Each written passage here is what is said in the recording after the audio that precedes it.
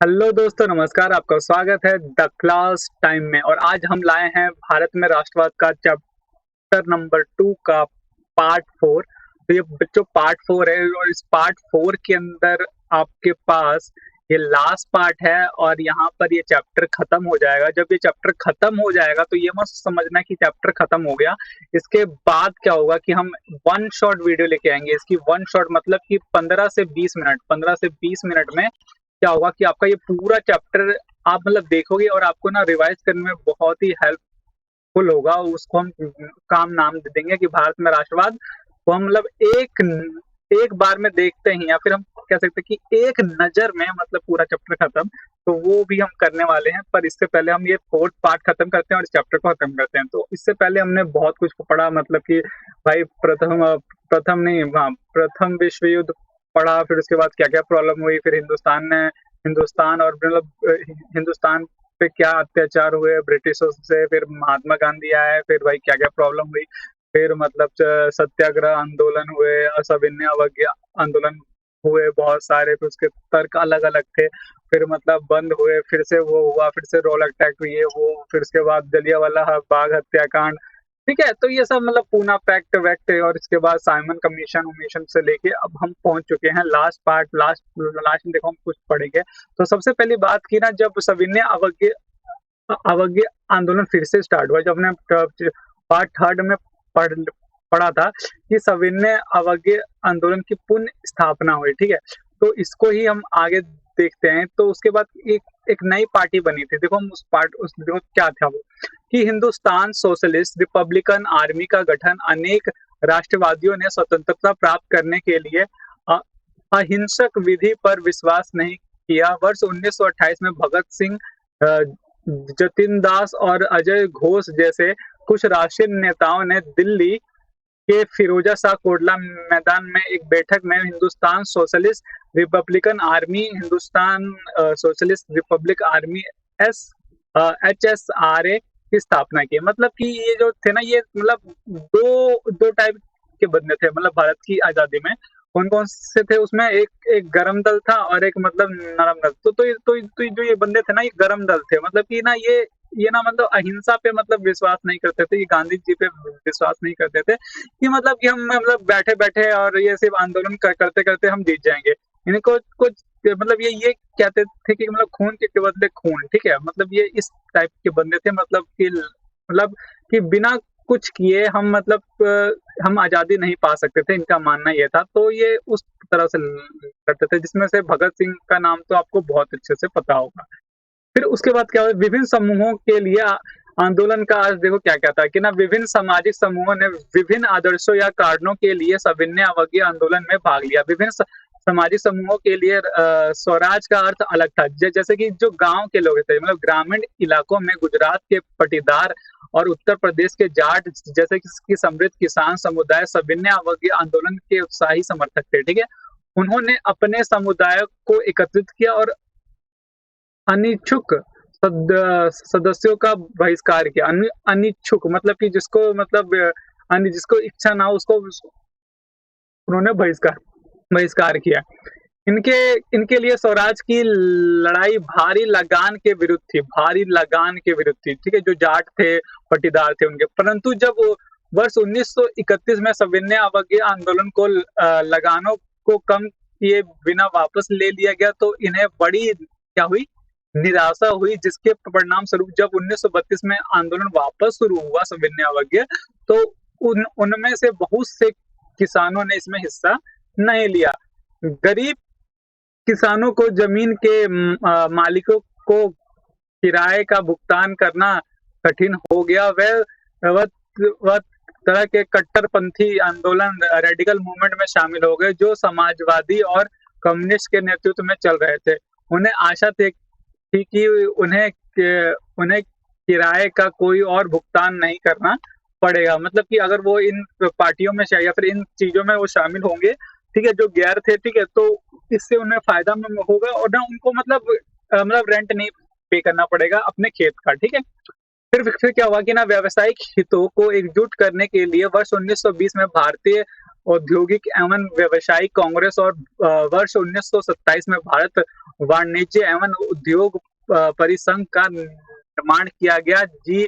GD Birla और पुरुषोत्तम दास ठाकुर जैसे प्रसिद्ध उद्योगपतियों ने भारतीय अर्थव्यवस्था पर औपनिवेशिक नियंत्रण के लिए विरुद्ध आवाज उठाई और उन्होंने प्रथम सविनय अवज्ञा आंदोलन का भी समर्थन किया।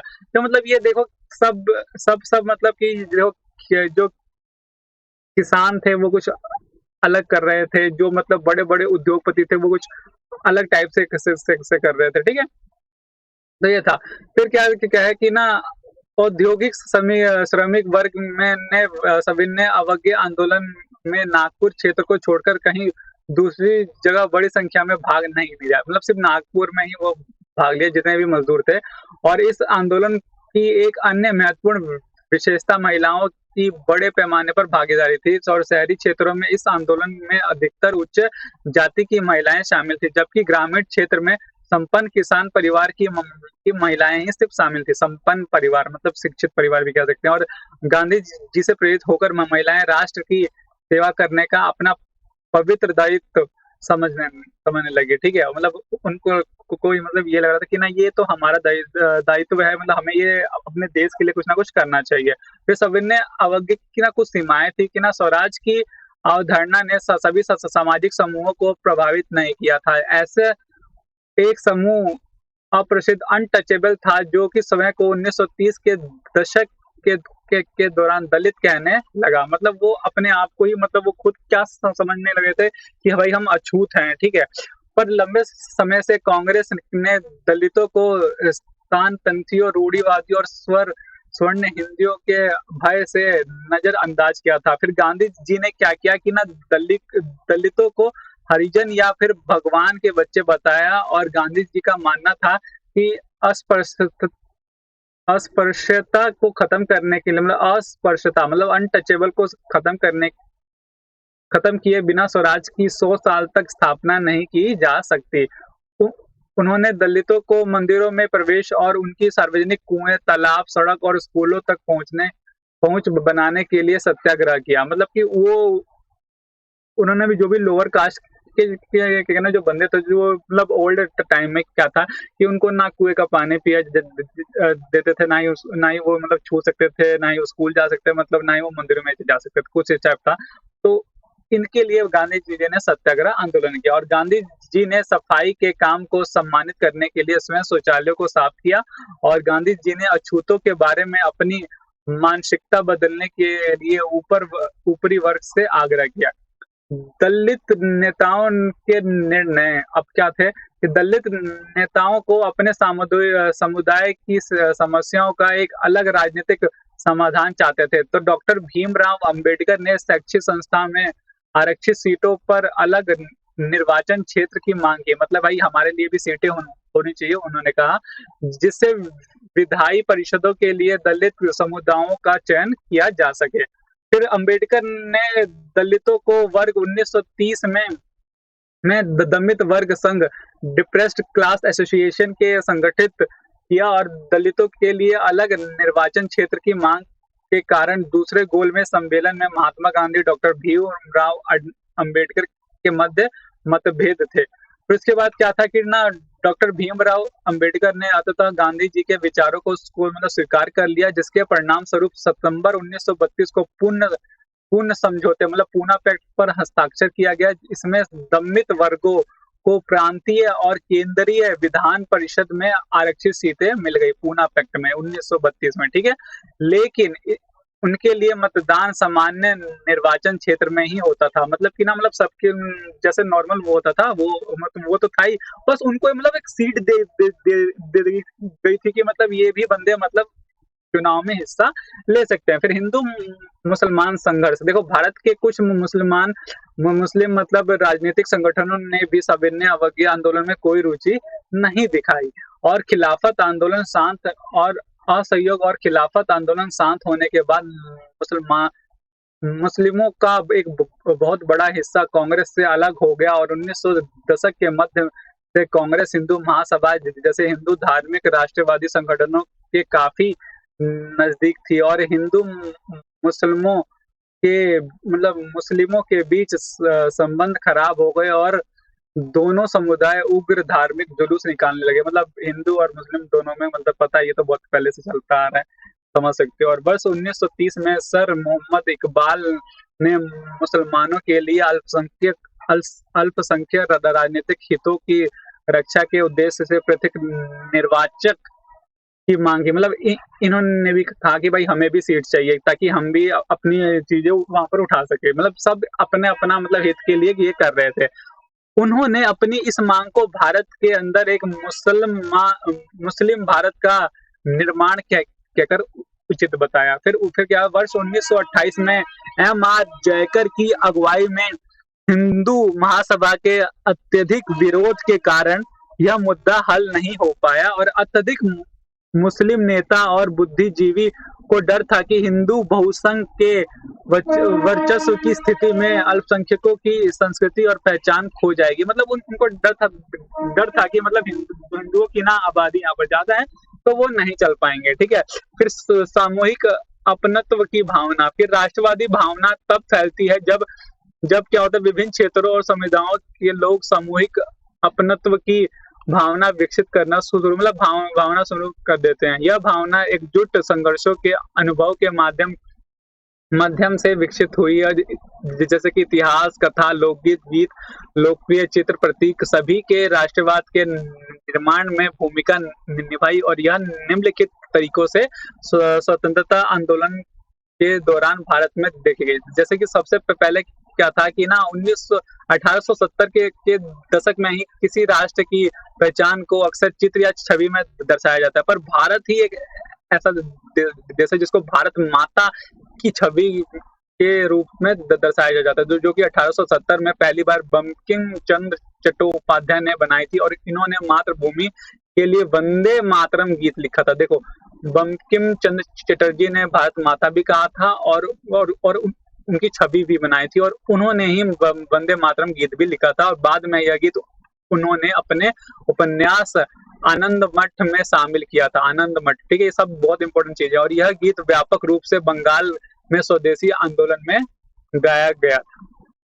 तो इसके बाद क्या, भारत माता की छवि को पहली बार अवरिंद्रनाथ टैगोर ने चित्रित किया। मतलब देखो, उन्होंने कहा भारत माता, पर जो उसकी छवि थी वो किसने बनाई थी? अवरिंद्रनाथ टैगोर ने चित्रित किया और भारतीय लोकगीत और लोक गाथाओं ने राष्ट्रवाद के विचारों को बनाने में महत्वपूर्ण भूमिका निभाई और बंगाल में रविंद्रनाथ टैगोर और मद्रास में नेटास शास्त्री ने लोक कथाओं और गीतों का विशाल संग्रह एकत्रित किया और उन्होंने लोकगीत मतलब बहुत ज्यादा बनाए, जिससे मतलब बहुत ज्यादा क्या हुआ, राष्ट्रवाद की भावना उत्पन्न हुई।